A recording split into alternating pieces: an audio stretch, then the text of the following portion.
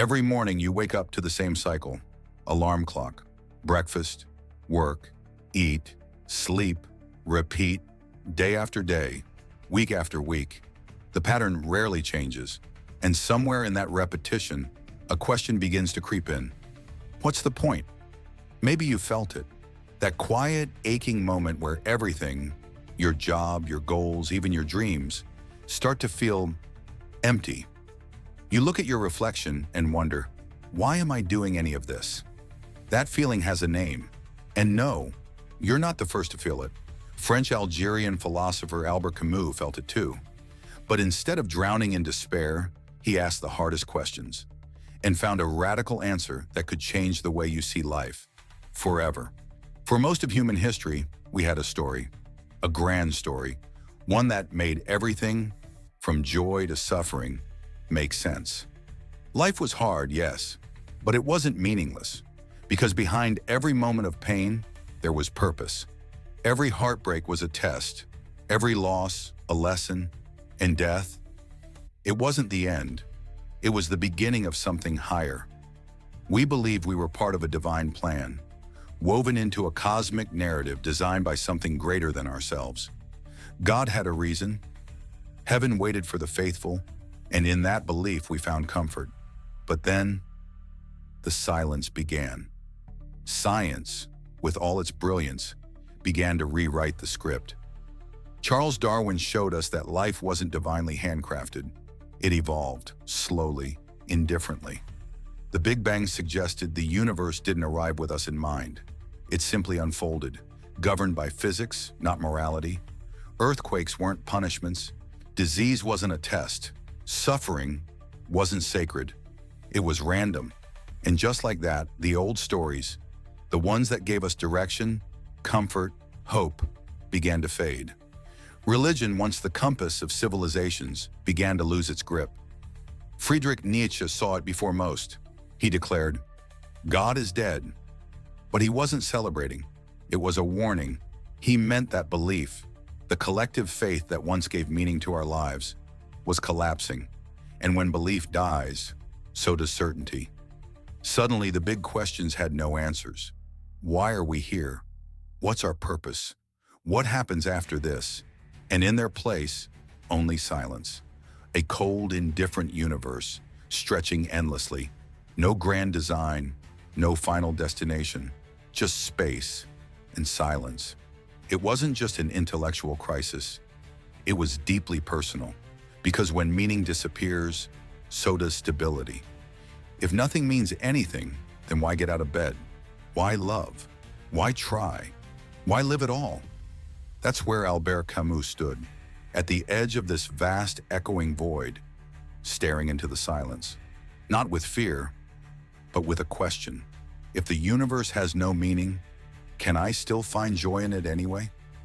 That question, as terrifying as it sounds, would become the foundation of everything Camus believed. And maybe it's the question we all need to ask. You're standing in the middle of a vast canyon. You shout into the void, "Why am I here?" And you wait, but there's no answer. Not a whisper, not even an echo, just silence. That's the essence of the absurd, a term Albert Camus used to describe the human condition. It's not about chaos, it's not about nonsense. It's about the clash between our desperate need for meaning and a universe that refuses to give us one.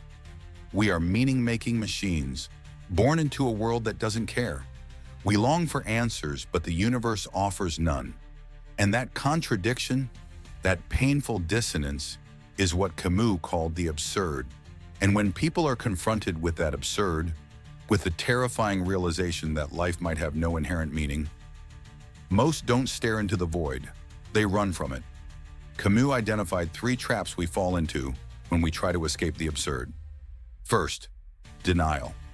Some can't accept that life has no cosmic purpose, so they cling to religion, to ideology, to nationalism, to comforting stories that offer clear meaning and direction. They don't believe because they found truth. They believe because they're afraid not to. These beliefs may soothe the mind, but they demand blind faith. and they often distort reality to protect us from it. Second, nihilism. Others take the opposite route. They accept the absurd and collapse under it. If life has no meaning, then nothing matters. Love is an illusion. Morality is a joke. Hope is naive. This is the path of despair, and for many it ends in depression, bitterness, or worse. Third, distraction, the most common escape. We drown ourselves in busyness, work, entertainment, social media, consumption. We scroll, we binge, we grind. Anything to avoid sitting still long enough to face that one silent truth. We don't know why we're here, but Camus, he didn't deny the absurd. He didn't despair, and he didn't distract himself. He did something far more radical. He embraced it, and in doing so, he found a kind of joy that didn't depend on meaning, a freedom that didn't need purpose.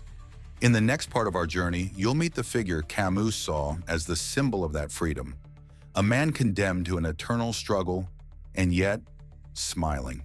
Long before Camus put pen to paper, the Greeks told a story, a myth, ancient, poetic, cruel. The story of Sisyphus, a king, clever, rebellious. A man who tricked the gods, escaped the underworld, and mocked death itself. But the gods, they do not like to be mocked, and so they punished Sisyphus in the most poetic way imaginable. Not with fire, not with chains, but with futility. They gave him a task, one task, roll a massive boulder up a mountain, and just as he nears the top, just as the goal seems within reach, the boulder slips. It tumbles down to the bottom, again, and again, and again, for eternity. No end, no reward, no point. A metaphor so perfect it hurts, the human condition in its rawest form. We strive, we build, we dream, we suffer, and in the end, everything resets. We die, our monuments crumble, our names fade, and someone else picks up the same boulder. Most people read the myth of Sisyphus and see only tragedy. They see suffering without purpose, effort without progress, a man cursed by the universe. But Camus, he saw something different, something radical, liberating. He asked, what if the gods failed? What if Sisyphus isn't suffering? What if, in the moment he accepts his fate, he becomes free? The gods gave him an endless task, but they couldn't control how he responded to it. Picture this. Sisyphus reaches the top, watches the boulder fall, and then smiles. Not because it makes sense, not because it matters, but because he chooses to push anyway. Camus writes, one must imagine Sisyphus happy, and in that one line, he flips despair into defiance. Sisyphus becomes a rebel, not against the gods, but against meaninglessness itself. He knows the task is absurd, but he pushes anyway. That, to Camus, is the ultimate freedom. Not the freedom to avoid struggle, but the freedom to embrace it without illusion. And maybe we are all Sisyphus, waking each morning, facing our responsibilities, our relationships, our fears, pushing our own boulders over and over. The universe won't thank us. It won't give us meaning, but we don't need it to. Because in the moment we choose to push and smile, we become greater than the gods who cursed us. We become free. If life has no meaning, if the universe is silent, if there's no script, no plan, no final destination, then what's left? Freedom. It sounds strange, doesn't it? That the absence of meaning could be a gift, that the void we fear is actually a blank canvas. But that's exactly what Albert Camus believed. When you realize there is no cosmic instruction manual, no predestined role, no divine mission, you are finally free to live on your own terms.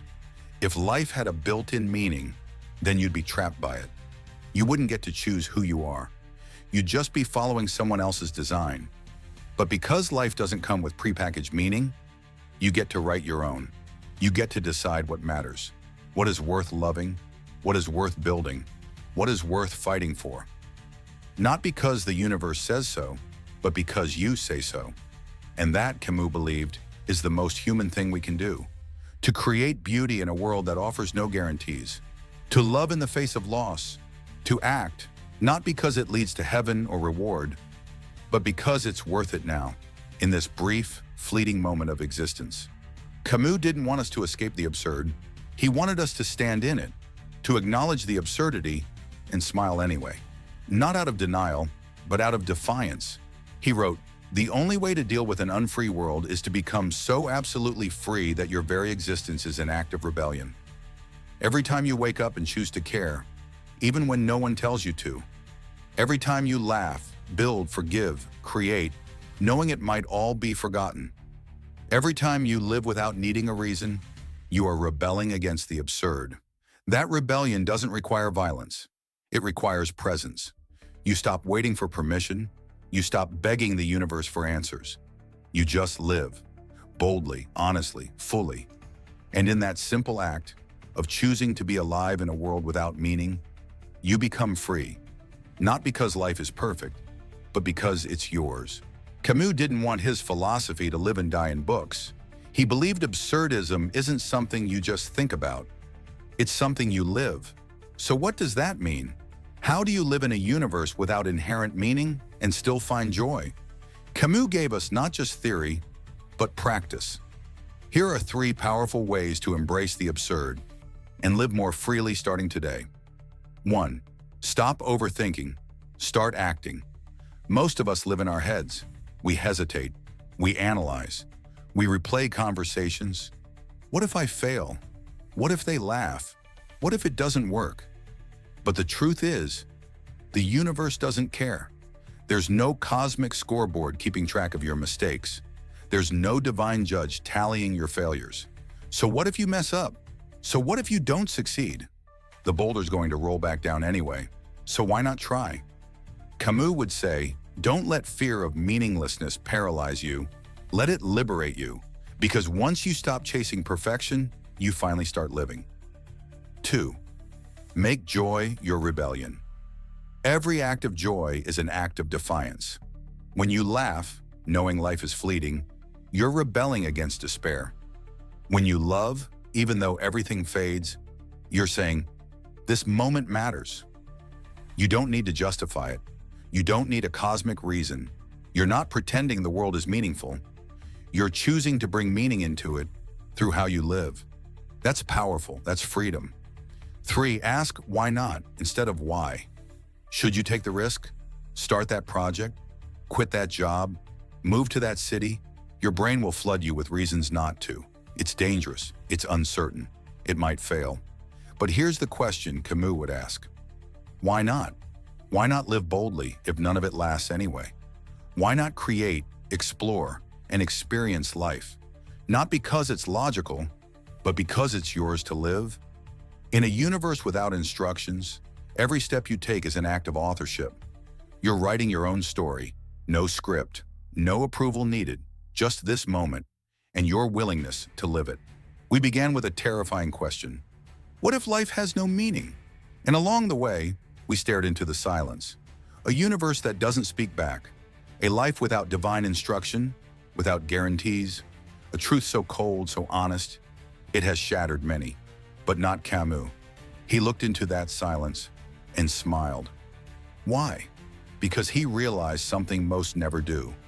That the absence of meaning is not a curse, it's an invitation. If nothing is pre-written, then everything is possible. If there is no grand purpose, then you are free to create your own. Not because the universe hands it to you, not because a God demands it of you, but because you choose it. And that is the beauty of the absurd. In a world that promises nothing, every act of love is a miracle. Every laugh is rebellion. Every moment you care, deeply honestly, is a refusal to be crushed by indifference. Camus didn't want us to worship despair. He wanted us to dance with it, to take the absurdity of life and turn it into fuel. Not to wait for meaning, but to create it in your actions, in your relationships, in your courage to live fully without needing permission. And that's why, in the end, Camus didn't tell us to fear Sisyphus. He told us to imagine him happy, because once you stop searching for the meaning of life, you finally have space to live it, fully, freely, joyfully. even if no one's watching, even if no one remembers. That's not a tragedy. That's liberation. And so, as you push your own boulder up your own mountain, remember, you're not cursed, you're alive, and that is enough. What do you think? Do you agree with Camus? Or is there something deeper you still hope to find? If this video made you feel something, subscribe, because we explore the questions that haunt us and the ideas that might just set us free.